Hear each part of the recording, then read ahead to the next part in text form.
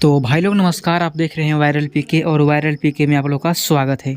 और दोस्तों आपको बता दें कि hit machine global star Khesari Lal Yadav ji का स्पीड रिकॉर्ड भोजपुरी चैनल के एक न्यू गाने के लिए आप लोग को बीच में पोस्टर रिलीज़ कर दिया गया है, जो कि आप लोग सोशल मीडिया के जरिए देख भी लिए होंगे। और अगर नहीं देखें तो आप लोग इस वीडियो का स्क्रीन पर देख रहे होंगे। तो आइए हम लोग इस गाने के बारे में बात करते हैं।